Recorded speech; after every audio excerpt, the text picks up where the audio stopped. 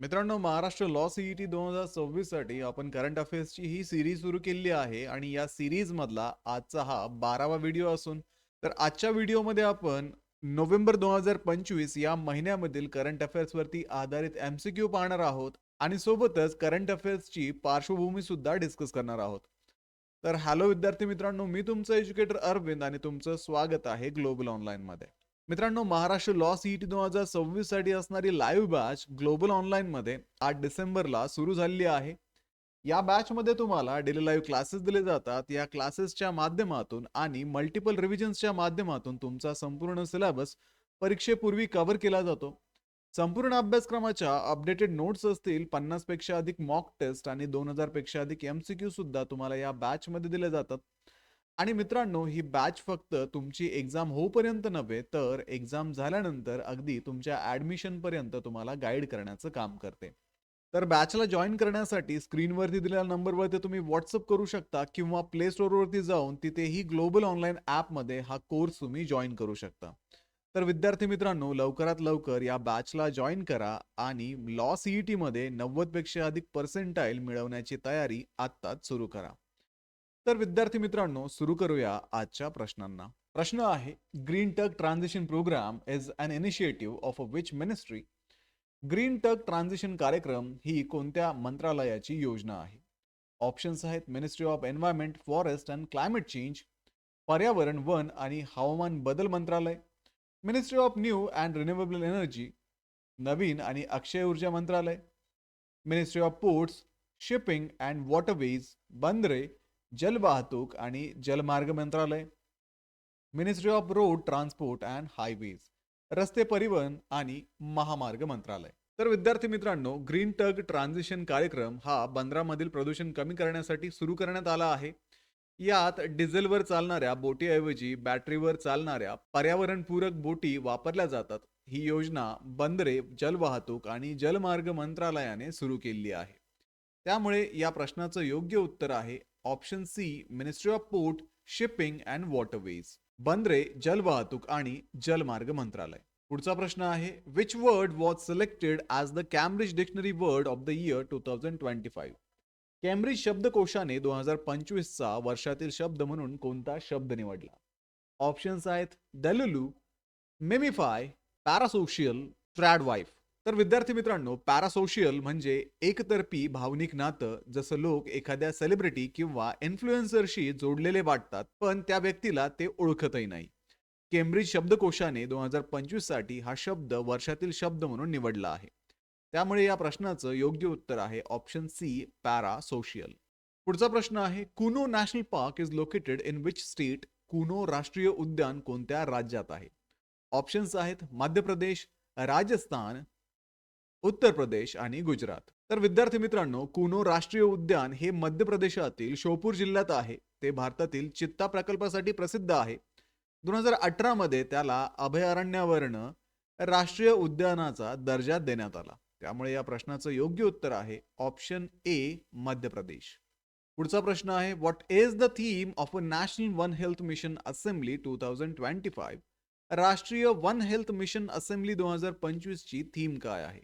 Options आहेत, health security for all, सर्वांसाठी आरोग्य सुरक्षा, option B, universal health and sustainable future, सार्वत्रिक आरोग्य आणि शाश्वत भविष्य, option C, translating knowledge to practice, one earth, one health, one future, ज्ञानाचे व्यवहारात रूपांतर, एक पृथ्वी, एक आरोग्य, एक भविष्य, आणि option D, innovation and health integration, नवकल्पना आणि आरोग्य एकत्रीकरण. तर विद्यार्थी मित्रांनो, 2025 मधील वन हेल्थ मिशन परिषदेने मानव, प्राणी आणि पर्यावरणाचे आरोग्य एकत्र सुधारण्यावरती भर दिला आहे आणि 2025 ची जी थीम होती ती म्हणजे translating knowledge to practice, one earth, one health, one future, ज्ञानाचे व्यवहारात रूपांतर, एक पृथ्वी, एक आरोग्य, एक भविष्य.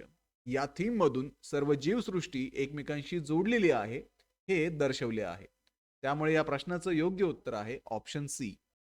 पुढचा प्रश्न आहे, where was national Hajj conference 2025 held? राष्ट्रीय हज परिषद 2025 कोठे आयोजित करण्यात आली? ऑप्शन दिलेले आहेत न्यू दिल्ली, हैदराबाद, मुंबई आणि चेन्नई. तर विद्यार्थी मित्रांनो, 2025 ची राष्ट्रीय हज परिषद मुंबई येथे आयोजित करण्यात आली होती. यात 2026 मध्ये मक्केला जाणाऱ्या भारतीय यात्रेकरूंसाठी सोयी सुविधा आणि सुरक्षित प्रवासाची तयारी तपासण्यात आली. त्यामुळे या प्रश्नाचं योग्य उत्तर आहे ऑप्शन क, मुंबई. पुढचा प्रश्न आहे India has launch the technology and innovation partnership with which country during the G20 summit in Johannesburg. भारताने जोहान्सबर्ग येथे झालेल्या G20 शिखर परिषदेदरम्यान कोणत्या देशासोबत तंत्रज्ञान आणि नवकल्पना भागीदारी सुरू केली? ऑप्शन्स आहेत Australia and Canada, USA and Canada, Japan and Australia and option D USA and Japan. तर विद्यार्थी मित्रांनो, भारत, ऑस्ट्रेलिया आणि कॅनडा या 3 देशांनी मिळून ACITI भागीदारी तयार केली आहे. या अंतर्गत ते नवीन तंत्रज्ञान, हरित ऊर्जा आणि कृत्रिम बुद्धिमत्ता विकासावरती एकत्र काम करणार आहेत. त्यामुळे या प्रश्नाचं योग्य उत्तर आहे ऑप्शन ए, ऑस्ट्रेलिया आणि कॅनडा. पुढचा प्रश्न आहे which day is observed as the international day for the elimination of violence against women. महिलांवरील हिंसाचार निर्मूलनासाठी आंतरराष्ट्रीय दिवस कोणत्या दिवशी साजरा केला जातो? ऑप्शन्स आहेत 23 नोव्हेंबर, 24 नोव्हेंबर, 25 नोव्हेंबर आणि 26 नोव्हेंबर. तर विद्यार्थी मित्रांनो, प्रत्येक वर्षी 25 नोव्हेंबर रोजी महिलांवरील हिंसाचाराविरोधात जनजागृती करण्यासाठी हा दिवस साजरा केला जातो. याच दिवशी 16 दिवसांची मोहीम सुरू होते. त्यामुळे या प्रश्नाचं योग्य उत्तर आहे option C, 25 November. Where was the Safran Aircraft Engine Service India facility inaugurated in November 2025? Saffron aircraft engine services India सुविधा नोव्हेंबर 2025 मध्ये कोठे उद्घाटन करण्यात आली? ऑप्शन्स आहेत महाराष्ट्र, हैदराबाद, बेंगलुरू आणि न्यू दिल्ली. तर हैदराबाद येथे saffron aircraft engine services India केंद्र सुरू करण्यात आले आहे.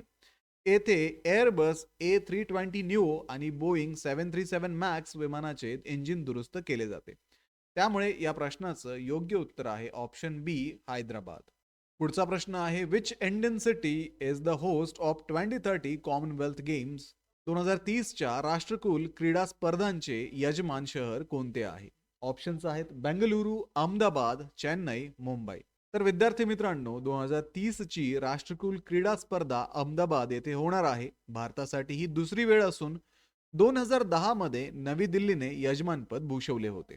त्यामुळे या प्रश्नाचं योग्य उत्तर आहे ऑप्शन बी, अहमदाबाद. पुढचा प्रश्न आहे ब्ने मेनाशे समुदाय प्रामुख्याने कोणत्या राज्यांमध्ये आढळतो?